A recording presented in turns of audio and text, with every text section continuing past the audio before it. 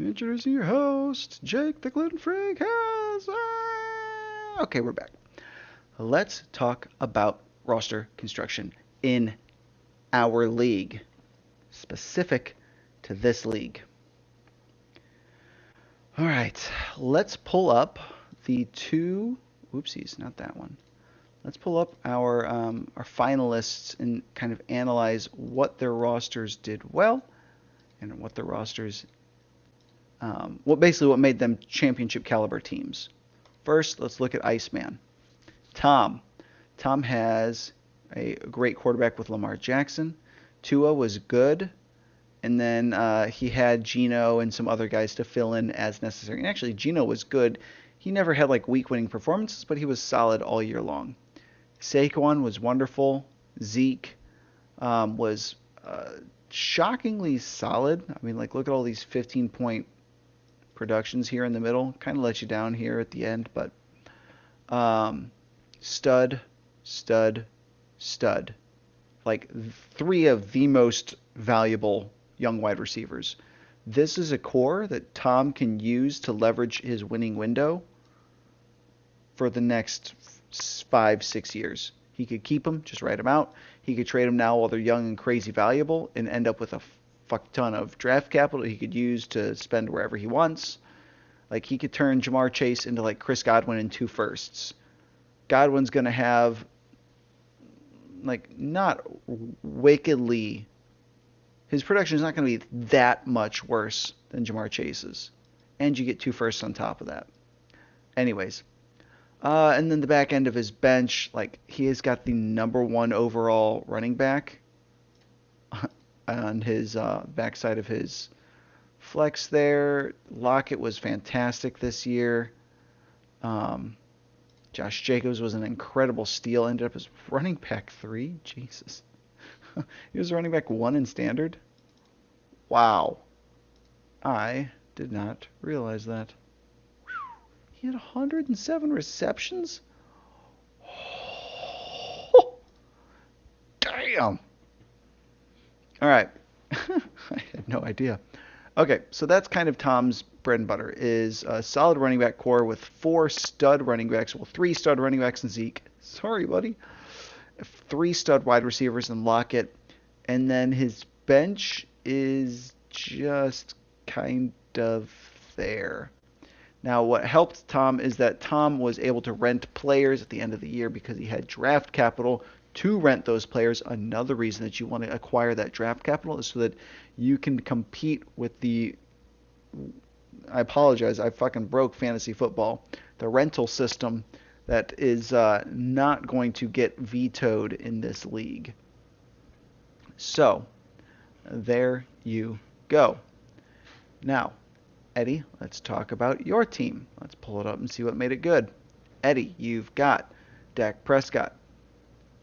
You've got Kirk Cousins. You had Trevor Lawrence, got rid of him.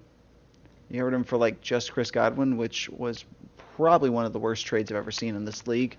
But Juan did you a solid and gave you DeAndre Swift for free or something like that. I don't remember. I just remember you got one of these. You got both of these from Juan, and only one of them was a good trade, and it was basically a charity case because Juan felt so bad about taking you to the cleaners with Trevor Lawrence. Eddie, hang on to your quarterbacks, dude. Like, think about this for a second, man. How are you going to get a quarterback once Kirk Cousins retires? How the fuck are you going to get a quarterback, man? With what draft capital? Are you just going to wait till 2026? You know how old Kirk Cousins is going to be by 2026? 37, 38 years old? You thought about that, man? He's not going to be playing. He's not good enough. Like, he's not going to be good enough to play until he's that old. He might lose his job in the next 2 years. He might lose his job in, like, at the end of this season. He might be out of a job. This might be your last season with Kirk Cousins. You need to save your good young quarterbacks. They are so fucking valuable because when you've depleted your resources the way that you have, you've got no recourse. Do you know what it would take with your roster to buy somebody? Like, if you were to, on the actual trade market, let's look this up. I want to make this hammer this point home. We're looking up keep trade cut. Yes, thank you. Yes, your site's wonderful. Stop popping up ads. Oh my gosh. Trade calculator. Superflex on.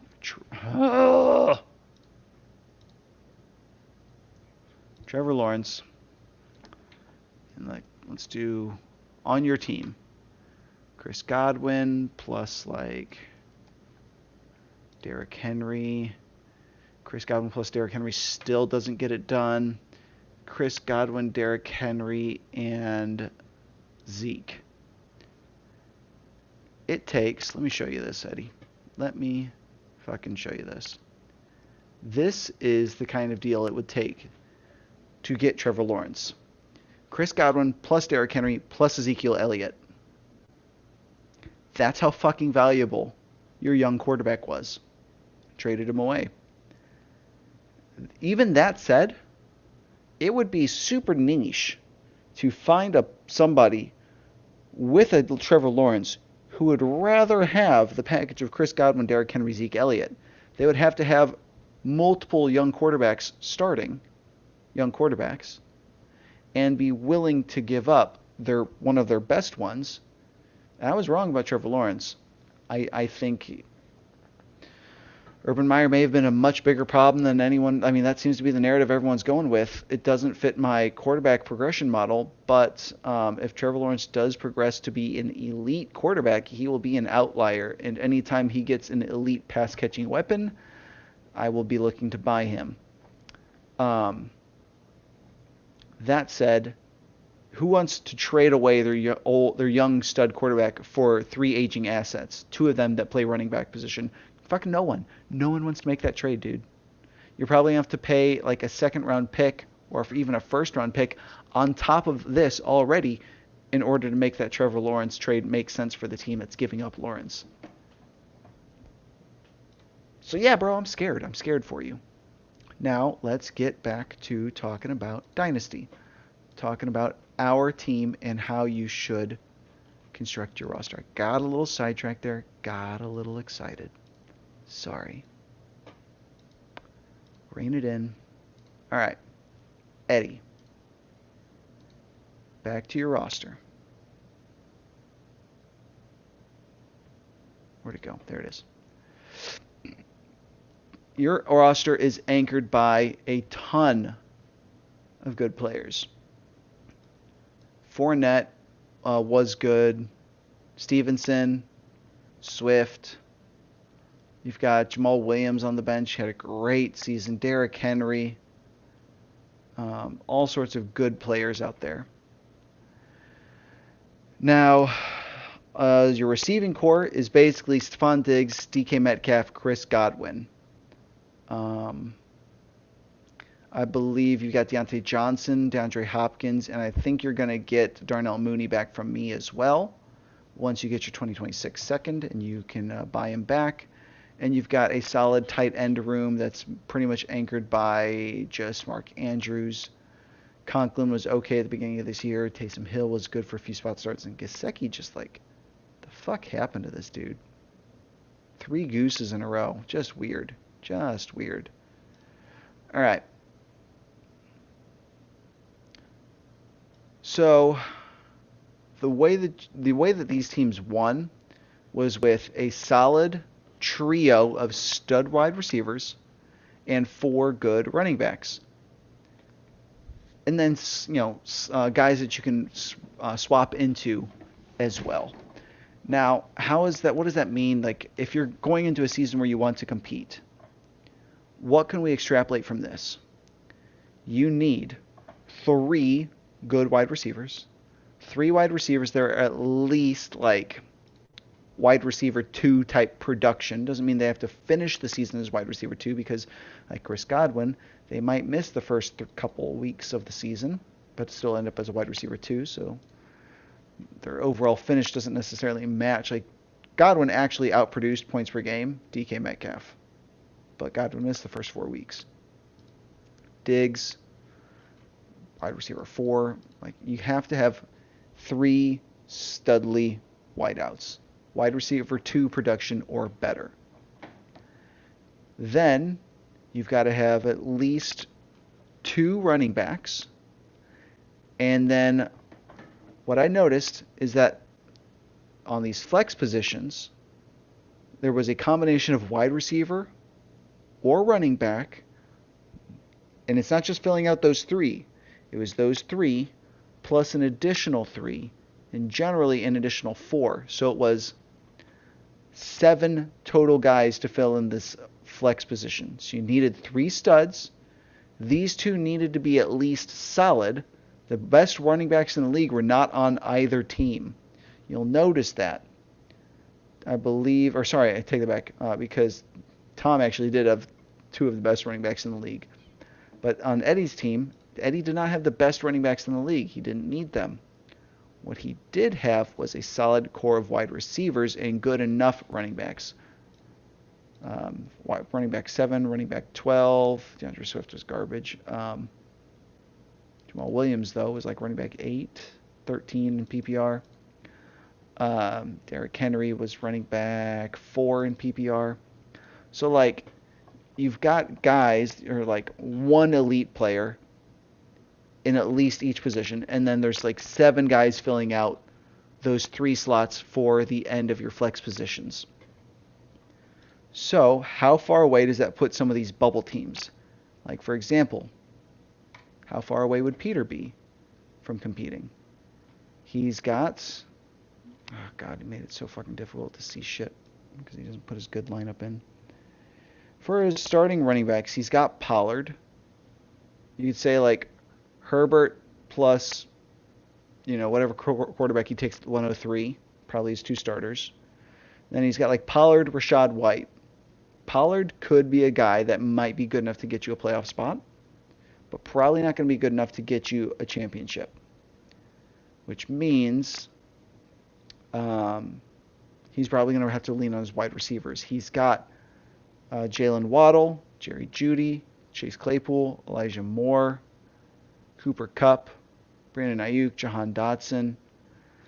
So he's really going to require, like, his 3 stud wide receivers are going to be Waddle, Kupp, and probably what was Kupp's injury? It wasn't an ACL, was it?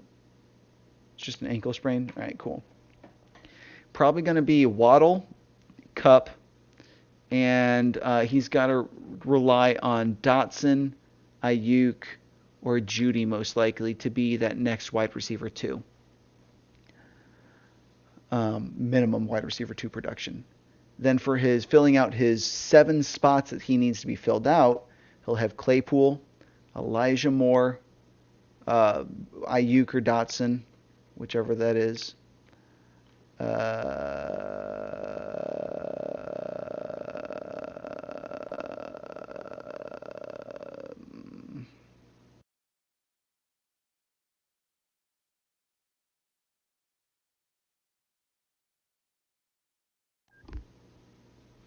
And we're back.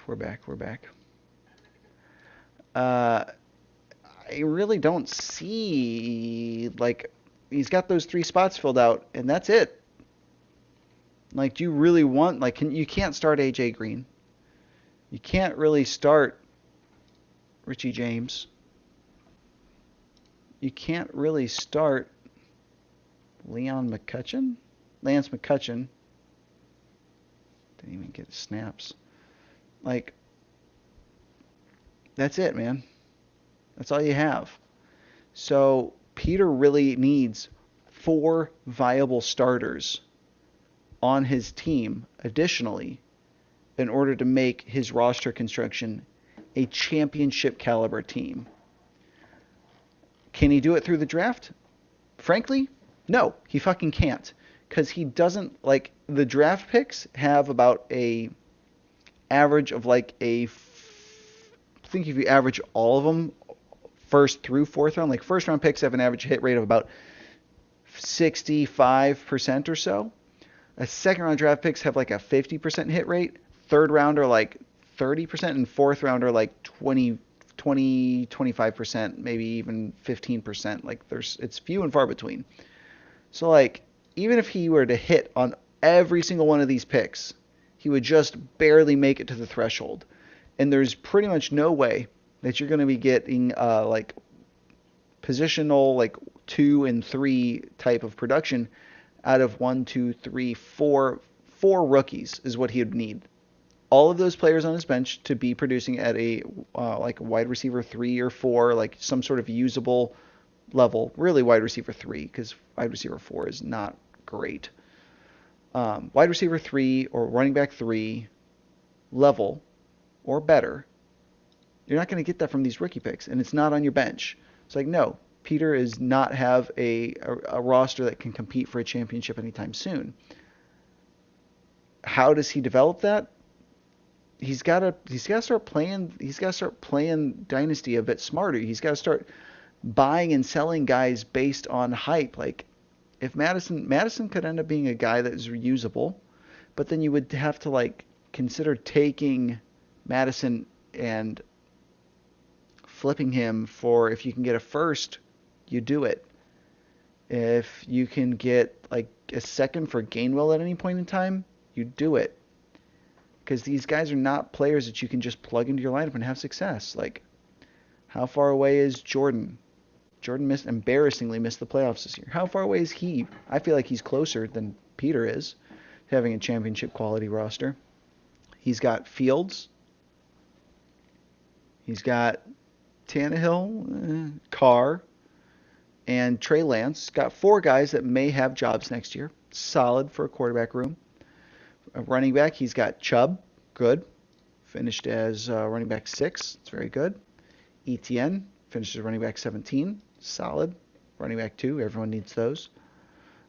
Gibson, I don't really trust. Flex-worthy, though, for sure. But not one of those 2 studs. Kareem Hunt, best days are behind him.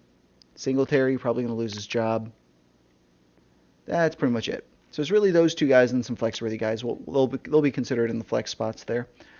And then in his wide receivers, he's got Higgins, he's got Jefferson, he's got Pittman. He's got 3 anchors. So he's got 2 anchors at running back, 3 anchors at wide receiver, and he needs 7 flex-worthy players. He's got Gibson, he's got Sutton, he's got possibly Khalil Herbert if David Montgomery ends up leaving Chicago. Kareem Hunt, maybe Singletary, maybe Romeo Doubs. Probably not David Bell.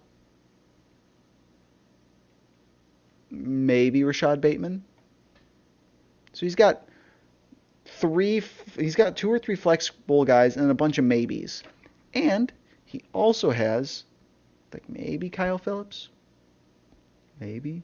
But what he does have is he's got draft capital to help him. So he's got like those 2 or 3 other guys, plus he's got a 104, plus he's got a 106, plus he's got a 204. 104, 106, I'm probably looking to add like 1 running back, 1 wide receiver with those 2. With the 204, I'm probably looking to add the best running back available there at 204. Or if a wide receiver somehow slips, grab him. But generally those mid-second wide receivers don't have a very high hit rate, but the running backs have a much higher hit rate. So yeah, I think Jordan is a team. Jordan's got a team that could definitely compete next year.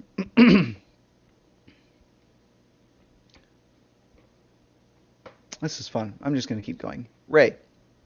How far away is Ray? Ray has got Mahomes, Pickett, maybe Desmond Ridder keeps his job, maybe Andy Dalton has a job. That's it. It's really Mahomes and Pickett. Ray doesn't really have... Ray needs a 3rd quarterback. He might be able to scrape by with Ridder. Great, if that's the case. Excellent. Good for you. That keeps your window open. Running back room. You've got Ken Walker. Ken Walker was great. I think he'll have a much better season next year. You've got Miles Sanders. Honestly, don't hate it. Miles Sanders could just evaporate in value, though, if he ends up leaving Philadelphia and going somewhere else. Dameon Pierce could get a stable mate and could end up in a committee. That said, he never really had the snaps all to himself anyway, so I don't think that crushes his fantasy value. Like 50% snaps, he probably averaged like mid 60s, but I think if they add someone, you'll probably keep that, and they're probably just replacing every single snap that Royce Freeman, Dario Gumbawale, and Rex Burkhead took, because those are easily replaceable snaps. Like, good God. At that point, James Conner, Brian Robinson, probably not really relying on him, but definitely flex worthy. Tyler Algier might turn into a dude. Definitely possible. So yeah, Ray's got a good stable of young running backs. Then you look at his wide receivers.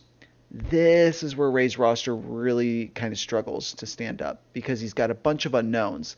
I think Terry McLaurin is a solid wide receiver 2 on a team. Christian Watson, hard to say. Had this brilliant stretch right here of 1 month of just sheer dominance. And then, like, kind of dog shit, and then fine. Like, Christian Kirk, he's getting some target competition, and that Calvin Ridley's coming to town, and people are talking that Jacksonville might add a wide receiver through the draft. Could get rough for Christian Kirk out there. TJ Hawkinson, great. So the DJ Moore, like, I don't really trust him. Like, other wide receivers that he's got, like DPJ, Nico Collins, no one you really want to be. MVS, Tyquan Thornton, no one you want to be counting on for sure. I'm pretty sure Michael Thomas is done, and there's no heroes coming in from the taxi squad to help him out here. So, like, he has maybe the minimum amount of studs. If DJ Moore or Christian Kirk can fill in like these 3 positions here, then he could just scrape by. That said, he doesn't have the super elite stud unless Ken Walker steps forwards, Dameon Pierce steps forwards, or James Conner has another revitalization to his career to kind of do what he did in 2015 or 2001. 2001. Nope, 2021. Got there in the end. So what help does Ray have coming from the draft this year? He's not making any picks this year. Does Ray have a team that can compete next year? Based on this, maybe barely. He's got draft capital to plug. He's got 2 firsts and a second. Like, he can make it work with that. It's definitely possible. But that said, it's going to be tough, man. It's going to be tough. Those wide receivers have to hit. The elite wide receivers have to hit. And as far as his flex options goes, he's got like 1, 2, 3, maybe James Cook, maybe probably Brian Robinson. Probably not Raheem Mostert. Tyler Algier. He just needs like 1 more. DPJ maybe. Nico Collins maybe.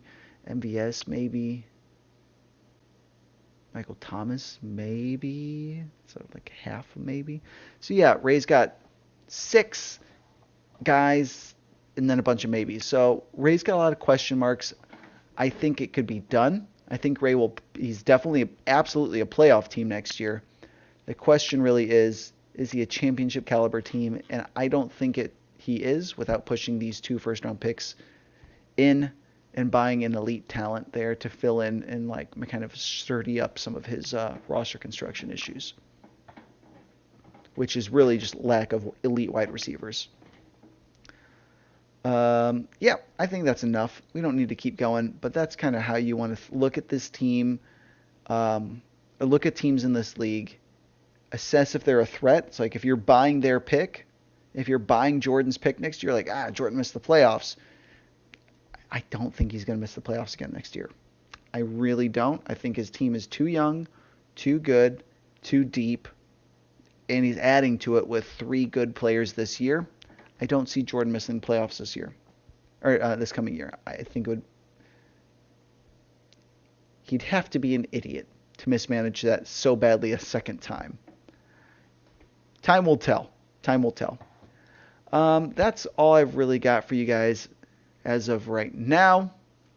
That said, fellas, enjoy.